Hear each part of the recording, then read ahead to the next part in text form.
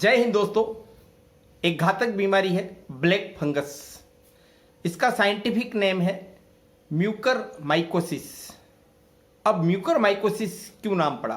क्योंकि यह एक फंगस यानी फफूंदी से हुई है। उस फफूंदी का नाम है म्यूकोर माइटिसिस। बहुत ही घातक बीमारी होने के कारण भारत में हरियाणा के बाद राजस्थान ऐसा दूसरा राज्य है जिसने इस ब्लैक फंगस नामक बीमारी को अधिसूचित बीमारियों की श्रेणी में रखते हुए महामारी अधिनियम 1987 में शामिल किया है। राज्य में नोटिफाइड बीमारियों की श्रेणी में अगर देखा जाए तो डेंगू, मलेरिया, स्वाइन फ्लू के बाद ब्लैक फंगस ऐसी चौथी बीमारी है। इसे स्वास्थ्य के मामले में मुख्यमंत्री चिरंजीवी स्वास्थ्य योजना में भी राजस्थान में शामिल किया गया है।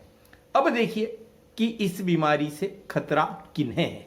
सबसे पहले जो कोविड-19 पेशेंट है यानी जिन्हें कोरोना हुआ है, इसके साथ ही जो डायबिटीज पेशेंट है जिनमें शुगर अनियंत्रित है, इसके साथ जिन्होंने स्टेरॉइड का प्रयोग ज़्यादा मात्रा में कर लिया है, जिनकी रोग प्रतिरोधक क्षमता कम हो। अब रोग प्रतिरोधक क्षमता कम होने वाली स्थितियां कौन कौन सी है? जैसे कि एड्स है, कैंसर है, किडनी या लीवर का ट्रांसप्लांट हुआ हो, ऐसे मरीजों में इम्यूनिटी कमजोर होती, वो आसानी से इसके शिकार बन जाते हैं। अब यहाँ पर देख लीजिए कि यह संक्रमण कैसे फैलता है। नाक से आंख तक जाएगा और आंख से मस्तिष्क तक। याद रखिए, अगर मस्तिष्क में यह संक्रमण फैल गया ना, उसके बाद पेशेंट को बचाना लगभग मुश्किल हो जाता है। यहाँ पर इसका एक और देख लीजिए कि यह साइनस और ऊपरी जबड़े को भी संक्रमित कर सकता है, लेकिन इसमें आंखों की रोशनी जाने का खतरा ज्यादा है। अब वह क्यों है मैं आपको आगे बता रहा हूं। इसके लक्षण क्या है? देखिए, नाक पर काले धब्बे पड़ना, नाक में सूजन, नाक का बंद हो जाना, बदबूदार पानी या खून का नाक में से निकलना, चेहरे पर सूजन हो सकता है, दर्द और सुन्न भी पड़ सकती है, इवन काले धब्बे भी पड़ते हैं। नाम ही ये ब्लैक फंगस, तो आप समझ सकते हैं। इसके अलावा आंखों में ललई, सूजन, आंखें नहीं खुलना या कम खुलना, कम दिखाई देना या बिल्कुल नहीं दिखाई देना, दांतों में भी दर्द होता है, दांत ढीले पड़ते हैं और जो तालू है उनमें भी कालापन आ जाता है। इसके साथ ही तेज सिर दर्द होता है, कमजोरी होती है, इवन होशो हवास में भी कमी आ जाती है।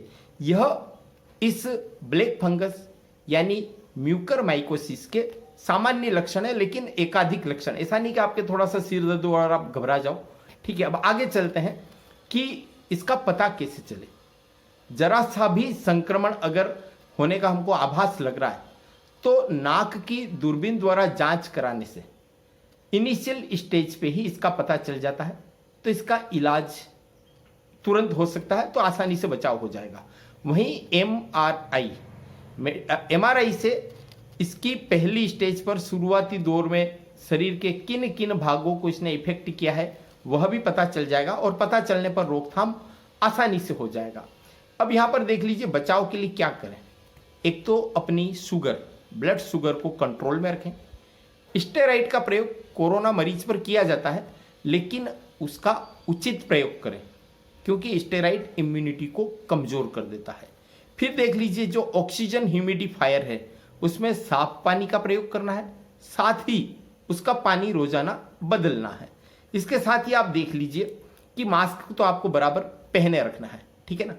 अब क्या होता है ब्लैक फंगस में, आखिर ये फंक्शन किस तरह से करती है, अपना कुप्रभाव कैसे दिखाती है? ये आंखों की जो नस है ना उसके आसपास फंगस जमा हो जाता है। यह हमारा जो सेंट्रल रेटाइनल आर्टरी है उसका जो ब्लड फ्लो है ना, रक्त का प्रवाह, उसे बंद कर देता है। इससे आगे और क्या होगा, इस इन्फेक्शन में रक्त शिराओं में जाकर खून का प्रवाह रुक जाएगा। उस वजह से गैंग्रीन उत्पन्न हो जाएगा, यानी गैंग्रीन बीमारी पैदा हो जाएगी और आखिरकार एक जटिल ऑपरेशन करना पड़ेगा। उस जटिल ऑपरेशन में दूरबीन के द्वारा नाक के रास्ते दिमाग की जो निचली सतह है वहां पर संक्रमित और जमी हुई हड्डियां या वो जो हिस्सा है उसे ऑपरेशन के द्वारा हटाना पड़ेगा। याद रखिए, जब तक गलित और संक्रमित हिस्से को नहीं हटाया जाएगा तब तक इस बीमारी में कोई भी दवाई असर नहीं करेगी। अब इसमें एक इंजेक्शन है जिसे संजीवनी का दर्जा दिया जाता है, ऐसा माना जाता है कि बहुत ज़्यादा असरकारी है। उस इंजेक्शन का नाम है liposomal amphotericin B, liposomal amphotericin B.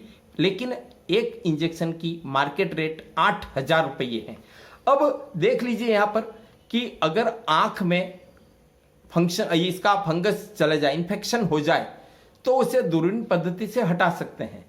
इस बीमारी में 10% से भी कम मरीजों की आंखों को निकालने की जरूरत पड़ती है। यहाँ पर यह भी ध्यान रखने लायक बात है कि अगर आप इनिशियल स्टेज पे ही डॉक्टर के पास चले जाते हैं, तुरंत ही सलाह ले लेते हैं, इलाज शुरू हो जाता है, तो फिर आपकी दोनों आंखों की रोशनी बची रह सकती है, अन्यथा अंधे होने का सर्वाधिक खतरा है। इसमें जो कोबलेटर तकनीक है वह सबसे सेफ मानी जाती है, इसका कोई विकल्प नहीं है, क्योंकि इस कोबलेटर तकनीक में एक ही यंत्र से एक साथ कई सारे काम लिए जा सकते हैं। अब इस बीमारी की आशंका होने पर हमें किस विशेषज्ञ से मिलना चाहिए?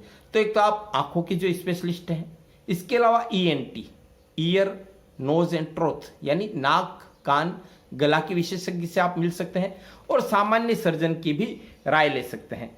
तो उम्मीद है यह जानकारी आपको स्वयं के बचाव में, अपने परिजनों या हमारे समाज और देश के जो लोग हैं उनकी रक्षा में आपकी काफ़ी मदद करेगी।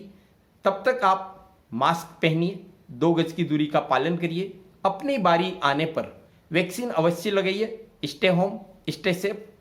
धन्यवाद। जय हिंद।